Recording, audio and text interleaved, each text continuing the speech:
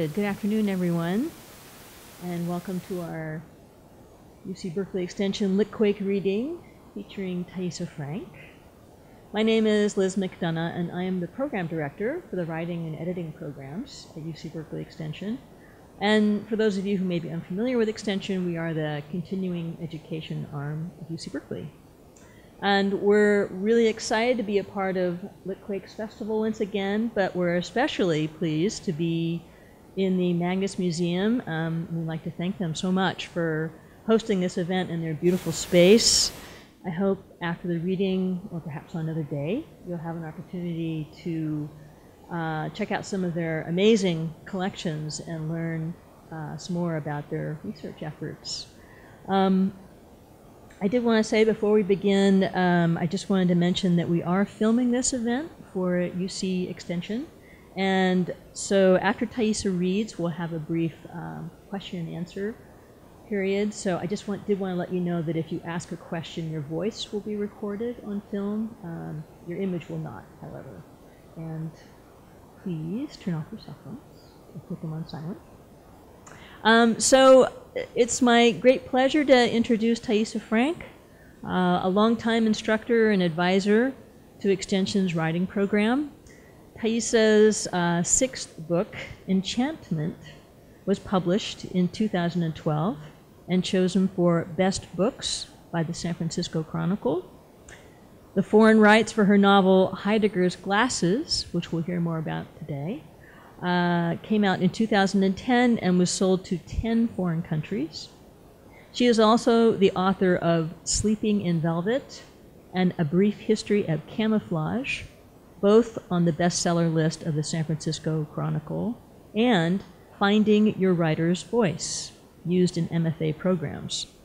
She teaches in MFA programs for Extension and is on the advisory committee for Extension's post-baccalaureate certificate program in writing. Please welcome Thaisa.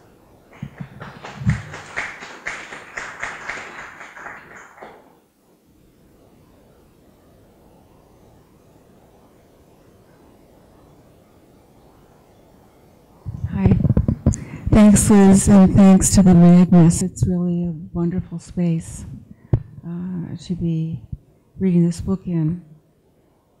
And it is my experience, because I've done a lot of readings, that the shelf life for listening to a novel is very short. So I'm going to do two things. I'm going to read a short story that I wrote quite a while ago, which sort of, as a writer, you look back and you think of the things that have influenced you or evidence that you have been influenced. And I never really knew I was interested in the Second World War until a number of things happened. But a story that I wrote sort of is a harbinger for that. And since it's a short story and requires very little attention span, I'm going to start with that, and then we'll read Heidegger's Glasses. So this is called Poland. Her husband died suddenly of a heart attack right in the middle of writing a poem. He was only 38 at the height of his powers, and people felt he had a great deal more to give, not just through his poetry, but through the way he lived his life. His second wife, who was nearly 10 years younger, found the poem half finished moments after he died and put it in her pocket for safekeeping. She never liked his poetry, nor did she like the poem, but she read it again and again as if it would explain something. The poem was about Poland. It was about how her husband kept seeing Poland in the rearview mirror of his car, and how the country kept following him wherever he went. It was about fugitives hiding in barns, people eating ice for bread. Her husband had never been to Poland. His parents had come from Germany just before World War II, and she had no sense that Poland meant anything to him. This made the poem more elusive, and its elusiveness made her sure that it contained something important. Whenever she read the poem, she breathed Poland's air, walked through its fields, worried about people hiding in barns. And whenever she read it, she felt remorse, the kind you feel when someone has died and you realize you never paid enough attention to them. She thought of the times she'd listened to her husband with half an ear, and of the times he asked where he put his glasses and car keys, and she hadn't helped him look. After a while, she began to have similar feelings about Poland, a country she'd never paid attention to. She studied its maps, went to Polish movies, bought a book of Polish folk songs. Poland stayed on her mind like a small subliminal itch. One day when she was driving on a backcountry road, she looked in the rearview mirror and saw Poland behind her. It was snowy and dark, the Poland of her husband's poem. She made turns, went down other roads, and still it was there, a country she could walk to. It was all she could do to keep from going there, and when she came home, she mailed the poem to her husband's first wife, explaining it was the last thing he'd ever written, and maybe she'd like to have it. It was a risky thing to do, neither liked the other, and in a matter of days, she got a call from the other woman who said, "Why are you doing this to me, Ellen? Why in God's name don't you let me leave him behind?" There was static on the line, a great subterranean undertow, and soon both women were there, walking in the country of Poland. He was there too, always in the distance, and the first wife, sensing this, said, "Well, as far as I'm concerned, he can just go to hell." She said this pleasantly. It wasn't an expression of malice, and the second wife answered, "I agree, completely. It's the only way."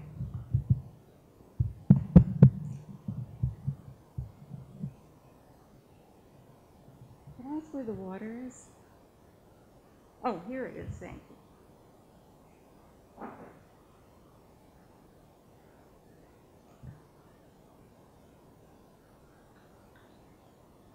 Heidegger's Glasses is based on something that really did happen, but it has a what-if quality. The what-if that you ask always when you're writing, what if this were pushed to the hilt? What if? What if? So the what, the actual what, is a little grisly. Maybe some of you know about it. But there was, in World War II, there was a mail sort of decree called Operation Briefwachten. And what it meant was that prisoners, people coming to places like Auschwitz, just as they got off, often before they were shot. Well, it had to be before, but I mean, some of them were sent to the barracks. But they were forced to write letters to relatives saying, basically, having a wonderful time, wish you were here. Sign up, there's a lot of food. And the reason for this, with many, it was to conceal the final solution. It was to assure relatives that everything was okay. It was also to encourage people to volunteer to go to these camps. And there are pieces of mail that show these letters, except many people, of course, didn't address letters to the proper relatives. They addressed it to whoever, and it was returned. And also, as Germany began to crumble, the post service became very bad. And the result is that there were piles and piles of returned letters in an office in Berlin. And so I thought, what if Germany thought it was important to answer those letters? Every single letter that was returned from someone who was most probably dead. What if their belief in the occult, which was intense, I don't know how many of you know that, but they believed fervently in the occult, and every month or so, or more, they would meet they would have a Great White Brotherhood meeting, and they would channel the Great White Brotherhood from the astral plane to ask it about the best thing to do about the war. And my theory is that, you know, either the Great White Brotherhood was kind of stupid or they didn't want them to win the war. But it was a big deal, and I think it was Himmler carried a copy of the Bhagavad Gita in his pocket, and of course Hitler in astrology, and it goes on and on and on to very occult things. So the Germans believed in the occult. They believed that the dead could be contacted, and often did in various seances. And I thought, well, what if the Germans believed in the occult so fervently that they were afraid that if letters to the dead weren't answered, the dead would start to pester psychics. And so I don't know how it happened. Somewhere in my imagination, I heard this woman talking to me from way, way down below the earth.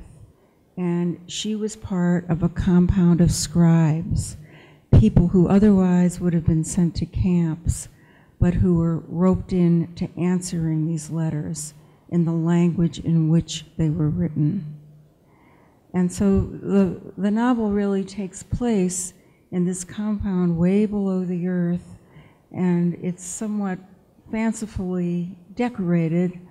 Goebbels was a 19th century romantic, and so I had, it has gas lights and mahogany doors, and it's in an abandoned mine.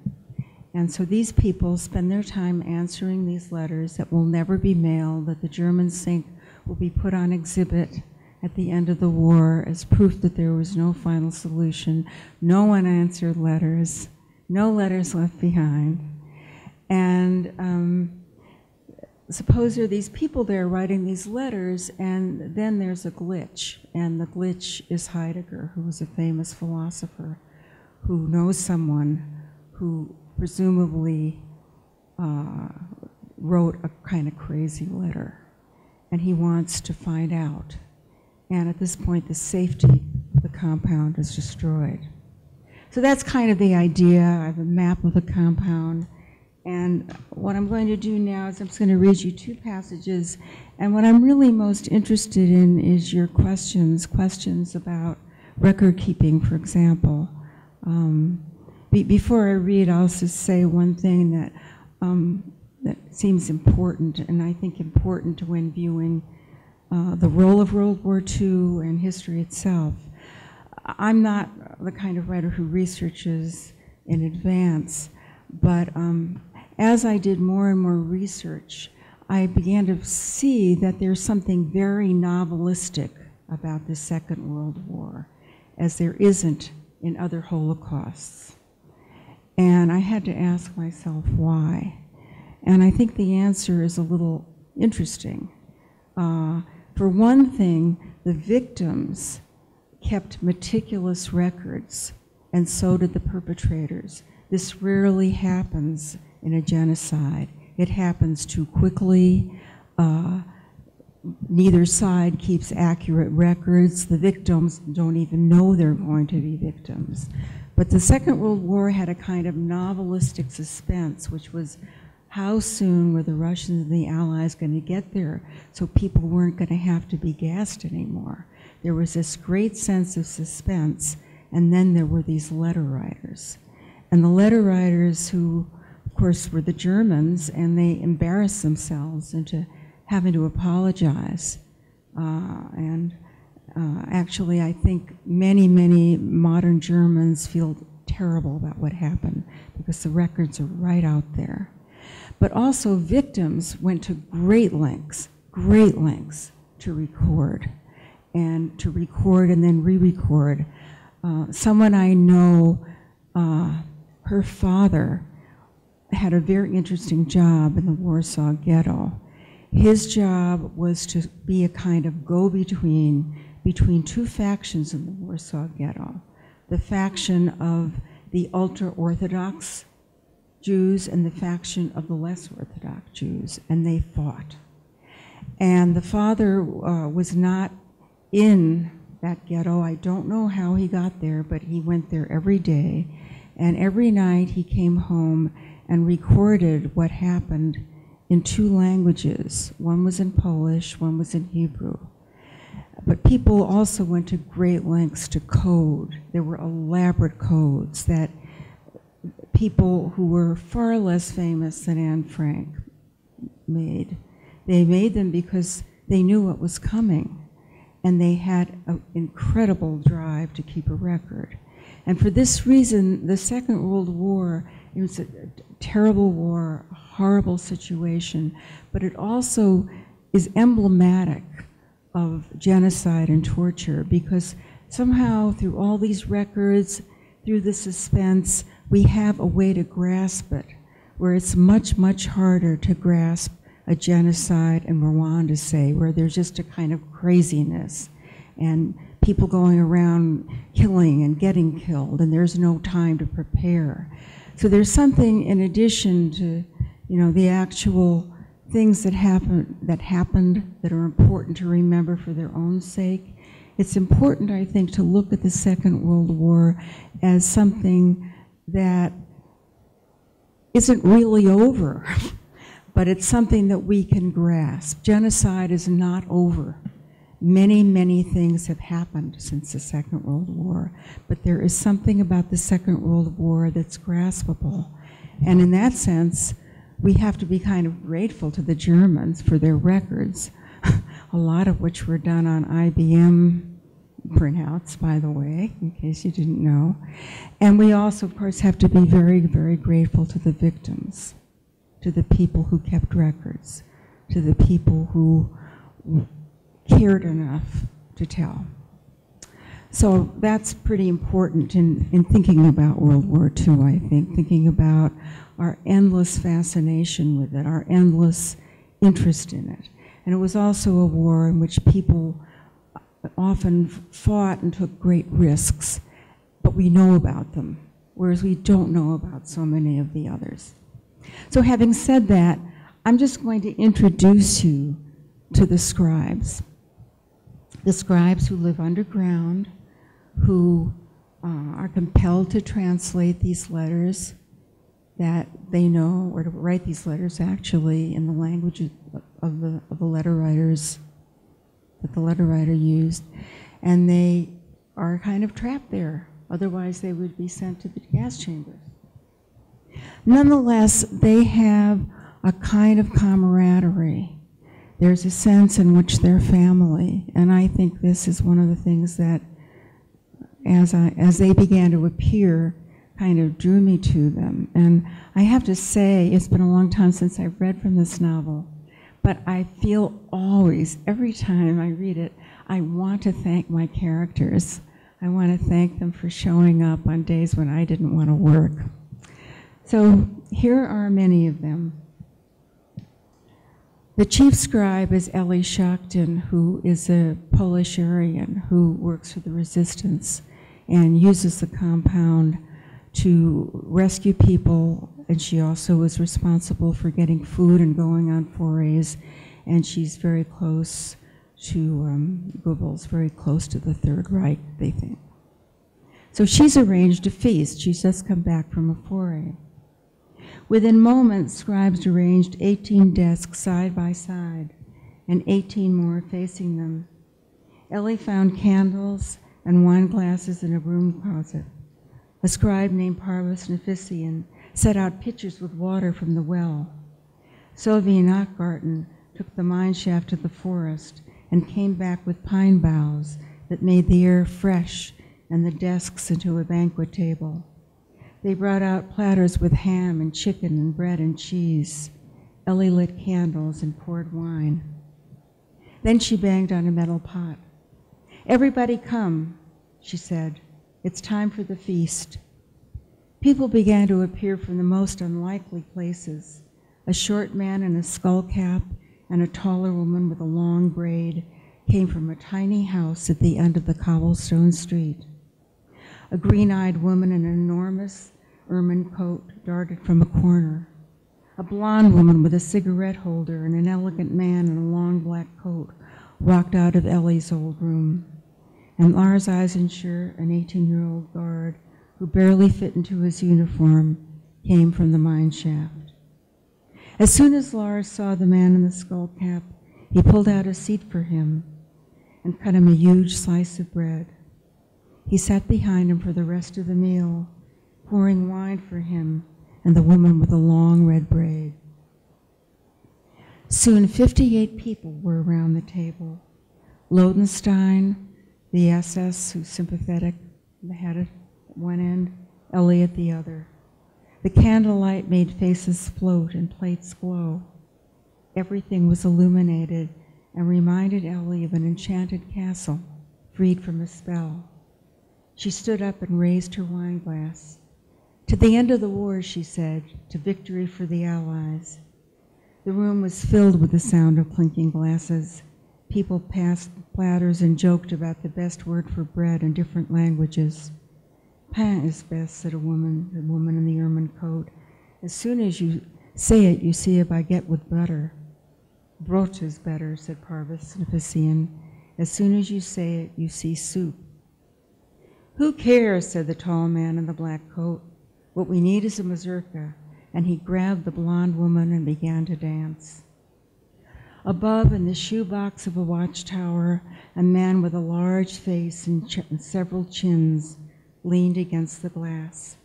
He seemed weighted by his chins, trapped in a different element, and looked forlorn. Ellie Shockton nodded to Lars, who left the table and went up the winding stairs to the watchtower. Soon the heavy man was sitting next to Ellie. She patted his arm and filled his plate with food. The woman in the ermine coat poured him wine. To each and every one of us, said Ellie, tapping her wine glass. To all of us in the compound, said Lodenstein, standing up. Over 20 scribes touched glasses with the heavy man. He was surrounded by arched backs, bowed heads, curved arms. The sound of glasses filled the room like bells. To victory, he said under his breath. So we got our villain in. And the Counterpoint did a really great job on this book. They had the letters on separate pages to look like letters in the original language. And every one of them had a certain kind of handwriting, different handwriting. So when I got the galleys, I thought, my God, did they really do all of this by hand? But it turns out you can set letters. So I'm just going to read you a small section about Auschwitz. It's about somebody who was in Auschwitz who is of great interest to Martin Heidegger. And his name is Asher Engelhardt. He taught philosophy with Heidegger at Freiburg. And then, of course, he was barred because he was a Jew, and he began to be an optician, which is really why it's called Heidegger's glasses.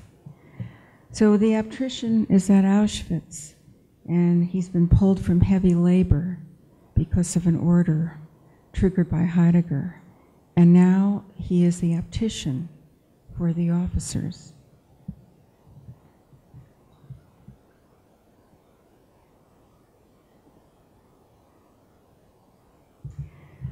The room in the officer's clinic was like Asher's shop in Freiburg, shrunk to a fourth of its original size. In this miniature version of his old room, he saw an optometrist chair, an illuminated eye chart with Gothic letters, and tools for grinding lenses. A man with a green armband was cleaning instruments and said he would be his assistant since he knew how to weld frames. Asher still wondered if he were about to be killed.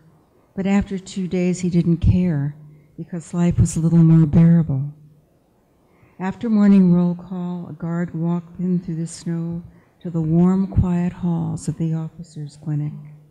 Every time Asher opened the door, he thought he might find Mengele and instruments of torture, but he always found the optometrist's room, calm, quiet, efficient. The officers who came for glasses answered questions politely. So politely, Asher forgot he was a prisoner. He was pulled from heavy labor in mid-February, and a few mornings later, he looked from the window of his workroom to a snow that covered everything in a bridal veil of white, even the rune-like barbed wire fences and the corpses that hung from them like sheets. By noon there was a shooting, and a red stain bloomed in the snow. The stain faded to pink, and by dusk it was a rust-colored blotch. A few days later there was another snowfall veiling the camp in white all over again. It occurred to Asher, not without irony, that as long as there was snow, whatever happened in Auschwitz was reversible. He liked looking from the pane window of his workroom. The snow reminded him of winter childhoods when he played with his sister, who'd been smart enough to move to America. It had been a time when the woods was safe for children, and they believed in snow maidens who came to life and wolves that could grant wishes. He and his sister had lain in the snow, waved their hands, and left imprints that looked like angels. So that's all I'm going to read for the moment. I can always be persuaded to read more, but I'm really more interested in any questions you have or experiences you've had with people who actually were in the Second World War or kids who were survivors of people in the Second World War. And I'm happy to answer questions about how the characters were put together and anything else. How can anyone deny the Holocaust with all this evidence in front of us? Well, people deny a lot of things with a lot of evidence in front of them. I think it's a part of human nature. I haven't had a chance yet to read your book, but I really am interested in how you develop the characters. Were any of the characters taken from survivors that you had an opportunity to meet or work with?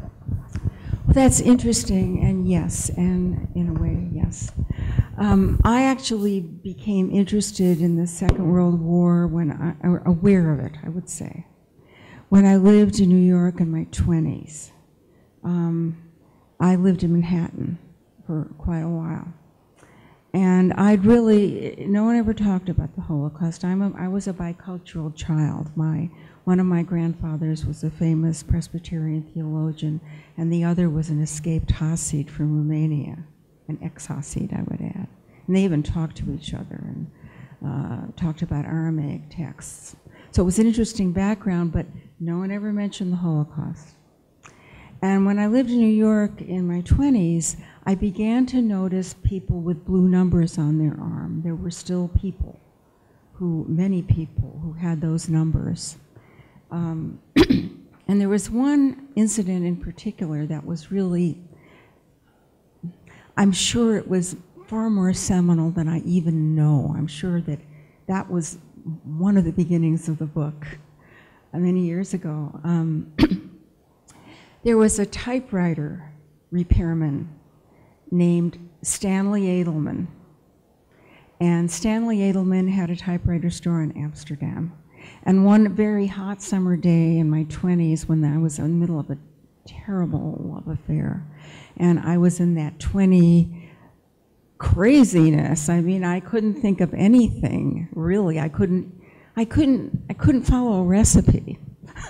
My typewriter broke, and I brought it to the store. I somehow chose it. And the guy there, Stanley Edelman, had these amazing, piercing blue eyes. They just were like they fixed on me. And he began to explain to me exactly what was wrong with my typewriter. But I couldn't follow him. I was 20, I was crazy, you know, it was a hot summer day. I wasn't going to the Hamptons like everybody else. And he saw that I didn't understand, and he explained and explained and explained as if it were the most urgent matter in the world, as if we were across a barbed wire fence, and he was giving me rescue operations, until I understood, until he penetrated all of my chaotic, hysterical craziness, and I understood how my typewriter worked. And as I talked to him, I noticed blue numbers on his arm. And we became friends. But only when I saw his obit in the Times did I realize that he was the repairman for every writer in New York City. Philip Roth, I.B. Singer, Cheever. He was the writer's repairman, and I wasn't even, I'd written as a kid, and I was kind of jettisoning writing. I wasn't interested, but I was kind of still a writer, And so that's who I brought my typewriter to, and that's who I became friends with, and that's who got me to understand my typewriter. And he must have been young when he went to Auschwitz, but he had a kind of penetrating consciousness and sense of urgency about communication that I never forgot. And in the write-up in the Times, in his obit, he did things like explain to a Jewish writer why a German typewriter was still best for him. And I bet he made his point. So he was definitely on my mind, and the main character is Ashel Engelhardt, which is a little like Stanley Edelman, although Engel means angel and heart means heart, the heart of an angel. But this is a fascinating book because what it generally has is diaries and then German decrees. So you get the sense of being in the Lotz ghetto. The Lotz ghetto was an interesting ghetto. Like some ghettos, it had a head of the ghetto who was Jewish. And I'm not going to bother you. But the head of the ghetto was Jewish, and that was a really dirty game that people played in order to save their own lives, but he would decide who would be deported. He lived very well for that time. He made a famous speech when the Germans kept asking for more and more people to come to the camps. And there was one time when they wanted kids, I think from 8 to 10. Can you imagine that? And there are pictures of kids behind the fence and their mothers kneeling on the opposite side. And he did a famous speech, "Give me your children." So the Lotz ghetto was sort of this huge ghetto where more and more people lived. And in the ghetto, there actually were scribes, strangely, although I didn't think of that when I wrote the book. But there were scribes. There were people who were officially designated to say how great ghetto life was. And some of them were extremely famous writers in their country, in their day. And there was one writer in particular named Oscar Rosenkranz, who in addition to being a scribe, and I think this was true for most of the scribes, wrote a secret diary. That's how important that was. And Oscar Rosenkranz emanated an amazing quality of somehow in the middle of everything being able to see just the illuminated wonder of the world. It reminded me of how sometimes in extremely bad times there is a way that the world gets stripped of meaning, of the meaning that we assign to it, and everything is just elevated in its clarity. So Oscar Rosenfeld stuck in my mind, and Asher Engelhardt was definitely a combination of those two. One of the other characters was a woman who spoke to me at the bottom of the mine 16 years before I wrote the book. I didn't know why she was talking, and I could hear her and I could see her, and it turned out that I made her into Ellie, who was head of the scribes. And I still really don't know where she came from. At the time, I just discarded her voice. I thought, I don't write novels. I write short stories.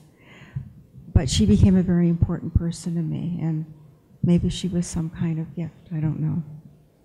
And other characters just began to appear, sort of out of the woodwork, just like in what I read to you.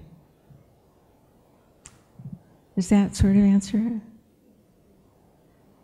My point is that the record keeping is a kind of novelistic thing, something we can look at. I'm not saying it was a good thing. It was not a good thing then.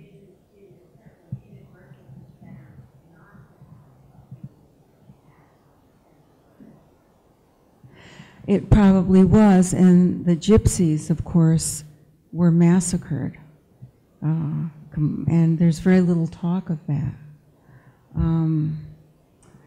You know, they were actually, there was a bunch of gypsies who were needed for a movie, and they were actually shipped out of Auschwitz, filmed in the movie, shipped back and gassed. So the only thing now about the record keeping is that one country, one Western power, has been forced to admit what they did. There are other kinds of powers, there are other Western powers who did not keep such public records. So it's not a good thing that they kept records. On the other hand, it has made it impossible for the Germans to deny what happened. Impossible for most Germans ever to deny. And I've actually seen Germans cry. Because all Germans, even during that time, were not Nazis. It's an absolute misnomer. Just as one might assume that every American is for some of the wars going on. So there were all kinds of people who worked for the resistance, who didn't work for the resistance but didn't believe. There were people who didn't bother to salute. There were all kinds of people. But the next generation in particular has basically taken it to heart. Other thoughts, other questions?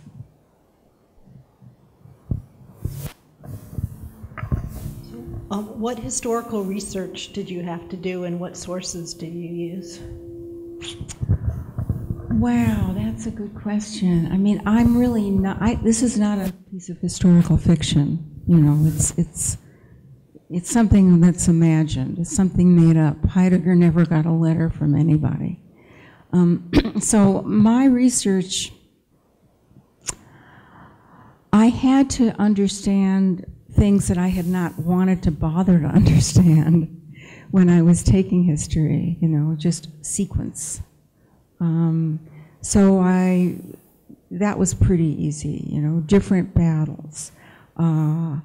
I began to read about a lot of the lives of sort of the people in charge of the Reich. I read Goebbels' diaries. I read about a very interesting guy called Ernst Cassirer, who was head of the original secret police. And when he realized what was happening, he created a speedy secret police program for Jews to get out of the country. He had a way of doing that, and he was held in Auschwitz, and he was hung like maybe 2 days before the Allies or the Russians came. So I read a lot about a lot of people, a lot of the principles involved. I also discovered the main hypnotist for Hitler, Hanussen, who was a fascinating person, who predicted Hitler's rise, who may have started the fire in the old government building, who was then shot. I read a lot about their interest in the occult. I actually read, I read some pretty grisly books. There's one book, I can't remember the actual name of the person, but there was, you know, if you want to know this, but there was someone who was a Jewish doctor who was Mengele's assistant. And after the war, the Allies invaded, or the Russians invaded, I forget where exactly, he was at Auschwitz. But he got out, and he got home, and his house was there, and his family was there. However,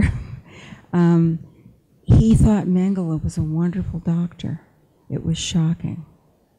So it was very shocking to just read the various things that people thought, the unexpected things that people thought.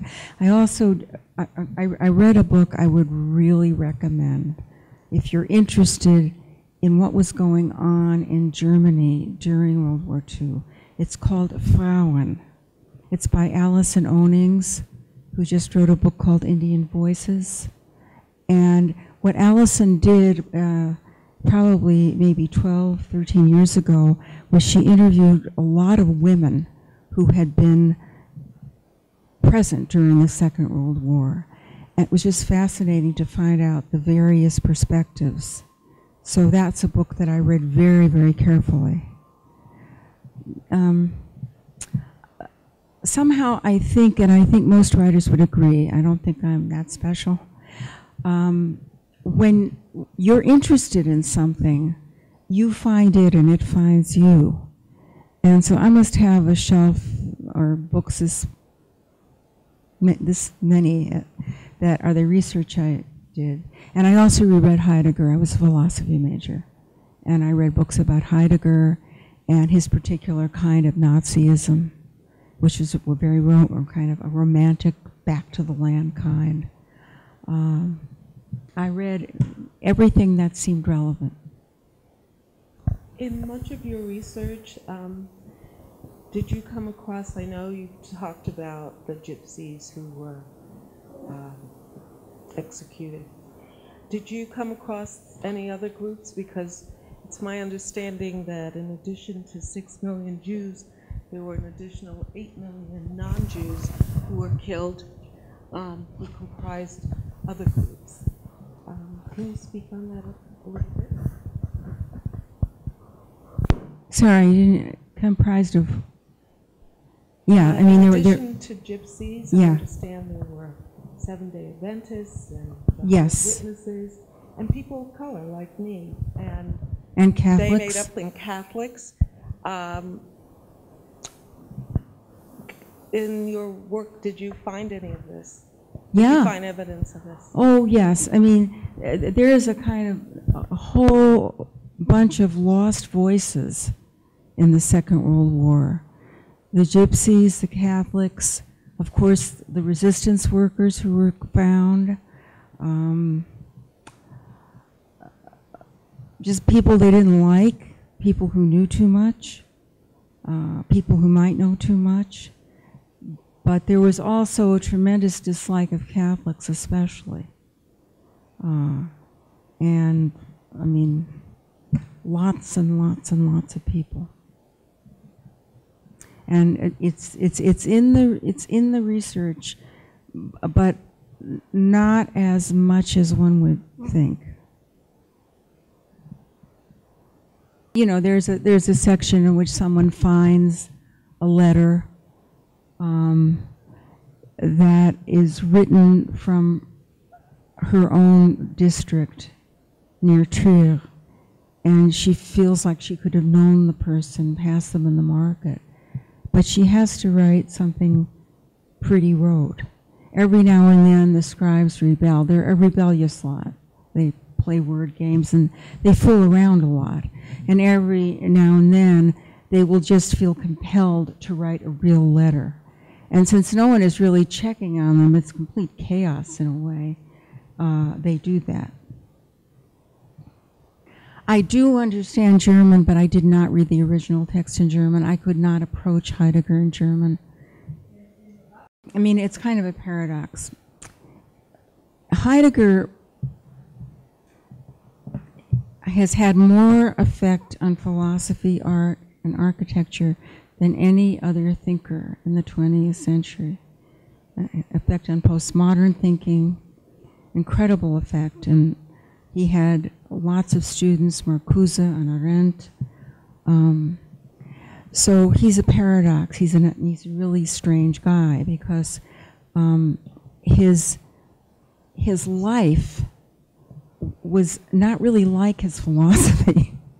His life was, he was very rooted long before World War II in the romantic idea of Germany.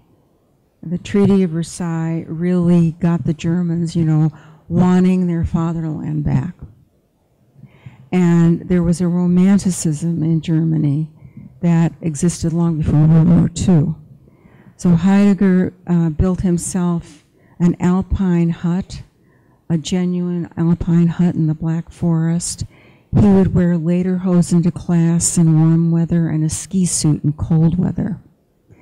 And he claims never to have known what the Nazis did, and he actually resigned from the Nazi party because it made him angry, but he never publicly renounced it. Very strange. But Heidegger's philosophy, interestingly, for someone who rooted himself in so much paraphernalia, rooted his identity in so much, his philosophy was quite different. His philosophy was very, very based on the idea that we give meaning to the world, and at times the meaning falls away. We've all had times like that when you're suddenly looking at something as if you were a primitive person and didn't know what it was for, or when you heard a word pronounced over and over and it had no meaning. And Heidegger called these moments falling out of the world. Falling out of the world.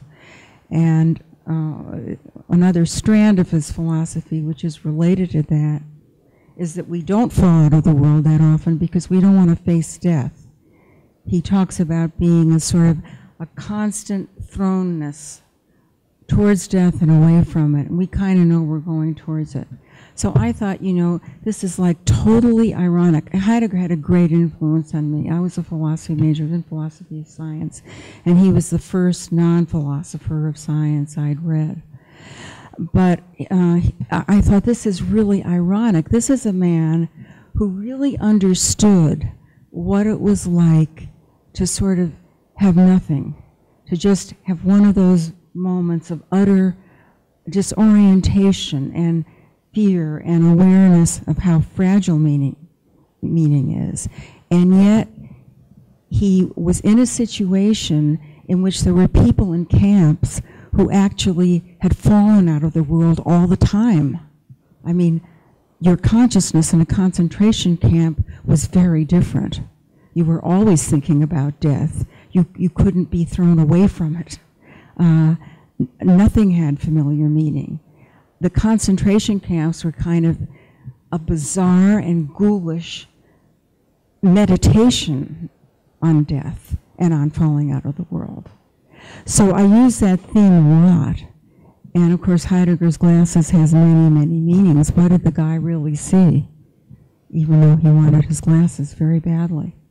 But the idea of falling out of the world just seems absolutely to apply to times of war, uprising, and even times in one's own life when something really catastrophic happens and things don't have meaning anymore. So yes, I used it throughout the book, but as a sub-theme. I mean, I wasn't going to write, you know, a treatise on philosophy. But I read a lot about Heidegger. There's a book called Heidegger's Hut with photographs of his alpine hut. There's a book called Heidegger's Children. There's a lot of stuff about Heidegger. He's still a very enigmatic figure. So I think that's, you know, we have time maybe for one more question. I haven't gotten the burning question, which is it okay to write about the Holocaust? There are writers who think that it's not okay, that you're sort of sponging off sensationalism. I happen to think that because of its qualities, it's a very, very important period to keep going back to, that we can learn a lot from it. Okay, well, thank you.